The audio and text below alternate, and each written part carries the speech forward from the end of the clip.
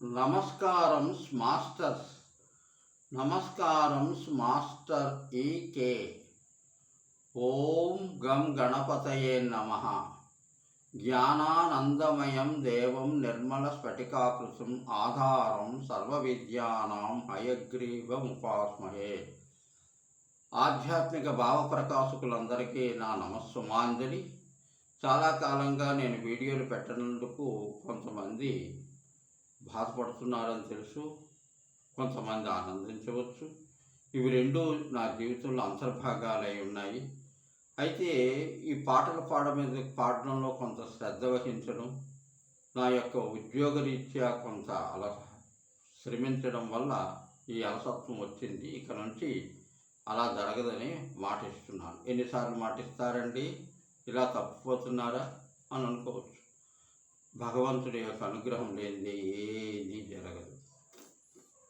ఈనాటి సంకల్పానికి కూడా భగవంతుడు, ఆ పరమేశ్వరుడు తోడుండబట్టే జరుగుతుందని భావించి నమస్తే. వాగర్ధావివ సంపృక్తౌ వాగర్ధ ప్రతిపత్తయే జగతః పితరౌ వందే పార్వతీ పరమేశ్వరం. వందే పార్వతీ పరమేశ్వరం. అంత గొప్ప గాయకుడిని కాదు, అయినప్పటికీ నా ప్రయత్నం నేను చేస్తూనే ఉన్నాను. అందరికీ నమస్కారం. అయితే ఇది ఒక ప్రఖ్యాతిగాంచినటువంటి శ్లోకం.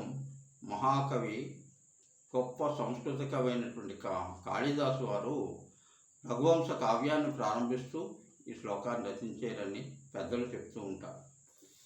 అయితే ఇందులో ఒకటి, అసలు వాక్కుకు సంబంధించినవి అనేక విషయాలు ఉన్నాయి. సృష్టే వాక్కు, వాక్కే సృష్టి అని ఒక మహానుభావులు చెప్పిన వాళ్ళు కూడా ఉన్నారు, మన పురాణాలు చెప్తున్నాయి. అయినప్పటికీ కూడా మనం దేని మీద శ్రద్ధ వహించాం, వాక్కును ఎంత దుర్వినియోగం చేసుకుంటామో అంత దుర్వినియోగం చేసుకుంటూ ఉంటాం. అయితే దీని యొక్క అర్థం ముందు కొంచెం తెలుసుకుందాం. వాగర్థం, వాక్కు, వాక్కు యొక్క అర్థానికి వాక్ అర్థము, వాక్కు ప్లస్ అర్థము, వాక్ అర్థం అంటే వాక్కుకి అర్థానికి అంటే భావానికి ఎట్టి తేడా లేదు. వాక్కే అర్థము, అర్థమే వాక్కు. అంటే ఈ విధంగా మనం అవగాహన చేసుకోవలసిందే. అవగాహన అయిన విషయమే మనకి తోస్తుంది కూడా. అయితే సంబంధించిన శ్లోకం అనేది వాక్ యొక్క అర్థము అంటే, వాక్ అర్థం అంటే ఏమిటి? డబ్బు కాదండి, ప్రయోజనం. ప్రయోజనం అంటే పరయోజనం, పరతత్వాన్ని మనం తీసుకువెళ్ళేదే ప్రయోజనము అనేటువంటిది విషయం వినవి చేసుకుంటాను. వివ సంపృప్తో, వాక్కు దాని యొక్క భావం ఎప్పుడూ విడిపోదని, ఎల్లప్పుడూ అంటే నిత్యము సత్యమై వెలుగుతూనే ఉంటుంది వాక్కు. వాక్కు యొక్క అర్థం అది ఏ రూపంలో ఉన్నా సరే. అయితే జగతః పితరౌ, జగతికి దిక్కు. జగతికి దిక్కు ఏమిటి? వాక్కు అర్థమే. అంటే జగతి పుట్టిన దగ్గర నుంచి వాక్కు పుట్టింది, శబ్దం పుట్టింది. శబ్దం ఎలా పుట్టింది అన్నది తదుపరి వీడియోలో కొంత తెలుసుకుందాము. దీనికి సంబంధించిన వీడియోలు వస్తుంటాయి, కొన్ని దీని తర్వాత చెప్పదలుచుకున్నాను.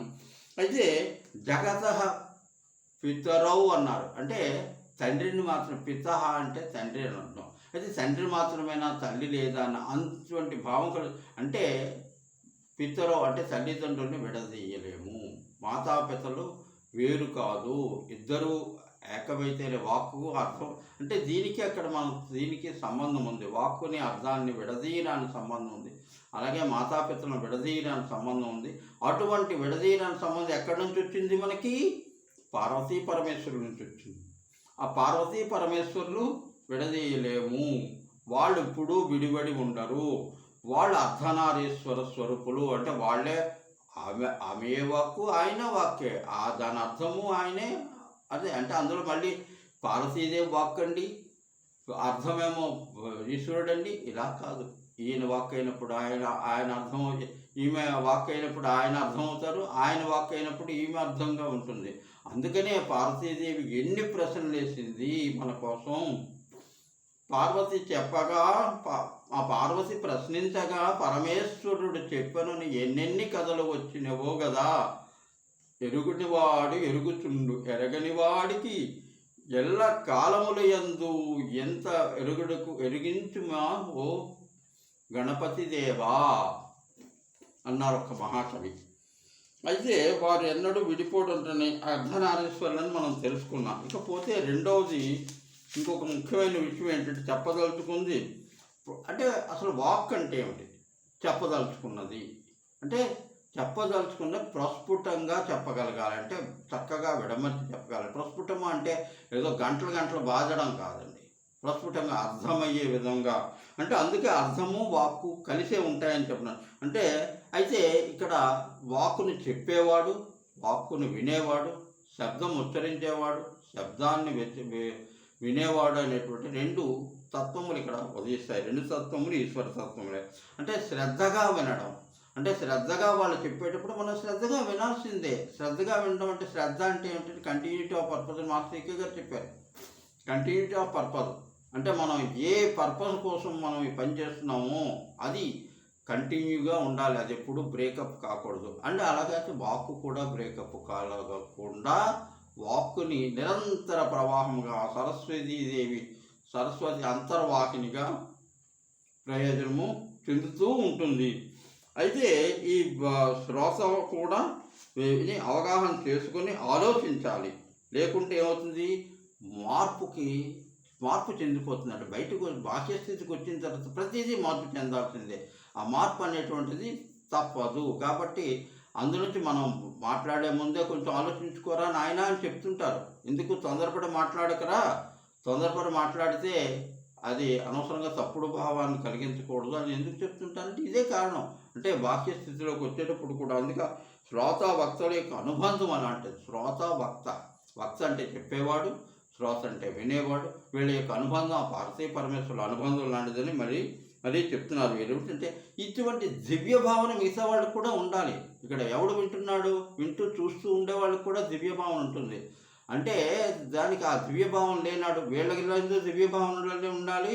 అది కూడా ఆ వాక్ ఎక్కడి నుంచి వచ్చింది, ఈశ్వరతత్వం నుంచి వచ్చింది. కాబట్టి ఈశ్వరతత్వం కూడా దివ్యభావంపై మనకి దివ్యభావన ఉన్న రోజు ఇది ప్రవాహమై ప్రవహిస్తుంది. అంటే మనకు ప్రసరించగా జరుగుతున్నది ఈ ప్రసరణ తత్వం. అంటే ఆ ప్రసరణ తత్వానికి ఏం కావాలి, మనకి జగతి కావాలి. ఈ జగతి అనేటువంటి మన శరీరంగా ఉపయోగపడుతుంది. ఈ జగతి అంటే దిగివచ్చినటువంటి ఈ వాళ్ళకి వాక్కు యొక్క పర్యవసానం జ్ఞానం అని అర్థం కావాలి.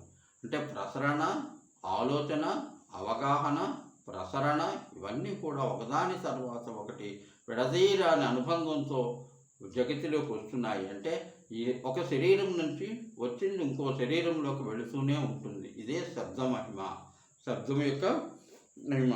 అంటే ఆలోచన, అవగాహన, భాషణ, వ్యక్తీకరణ ఇవన్నీ కూడా అందులో అంతర్భాగాల లోకంలో దేనికండి ప్రయోజనం? జ్ఞానశక్తిని కలిగించాయి, జ్ఞానదీప్తిని కలిగిస్తాయి. ఈ జ్ఞానదీప్తి అనేటువంటి జ్ఞానము అంటే దైనందిన జీవితంలో అత్యంత ప్రాధాన్యత.